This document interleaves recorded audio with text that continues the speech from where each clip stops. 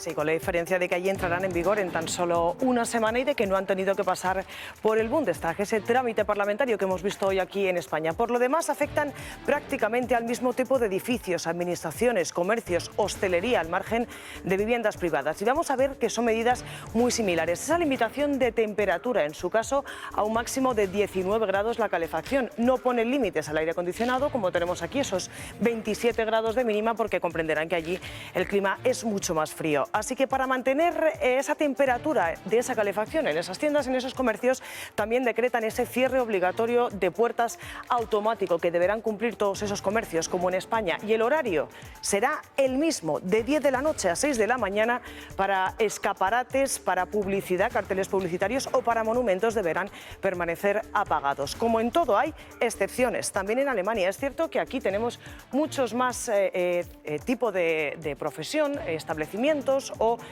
trabajos que quedan exentos de cumplir este tipo de medidas por especificidades del sector, es decir, por no poder cumplir, por ejemplo, ese mínimo de temperatura. También quedan exentos colegios, universidades y, como en España, también en Alemania, pero allí solo estos hospitales, centros sanitarios o centros sociosanitarios. En ambos países se toman medidas también para promover ese transporte público. Aquí hay diferencias y es que ese bono mensual, esa tarifa plana de 9 euros que se implantó en Alemania, tanto para autobús como para el tren, entró en vigor en junio. Aquí estas bonificaciones de entre el 50 y el 100% para AVE, para media distancia, para rodalíes, para cercanías, sí que ha entrado en vigor con estas medidas, con este plan de ahorro energético actual. Todo esto. Hay diferencias también en cuanto a Alemania, que ha decretado algún tipo de medida que de momento no tenemos en España. ¿Cuál es esa medida?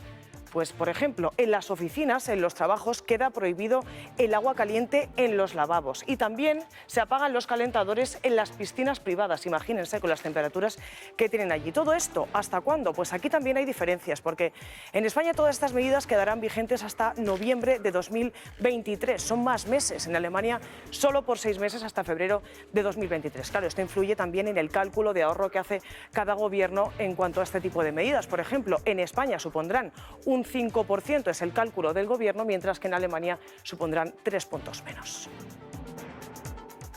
Alemania, ese país modélico para el PP a la hora de seguir esas normas, ese plan de ahorro energético, de tomar esas medidas. Hoy dicen que si han seguido su ejemplo es porque ellos dependen bastante más que nosotros del gas ruso. Aún así, Feijóo, con España a la cabeza, sigue hablando de medidas frívolas y negacionistas. Sentarnos para realmente hablar, no solamente de cuestiones frívolas como sacarse una corbata o como decirle a un comerciante que tiene que apagar, sino medidas de política energética. Por cierto, que el Gobierno de la Comunidad de Madrid, y de momento solo el de la Comunidad de Madrid, ya ha anunciado la fecha, septiembre, en la que presentará ese recurso, ese plan de ahorro energético del que hablaremos ahora mismo. Unas medidas, lo veremos, que ya ha aprobado el Gobierno hace tan solo unas horas, no sin antes reprochar al PP una postura que consideran retrógrada.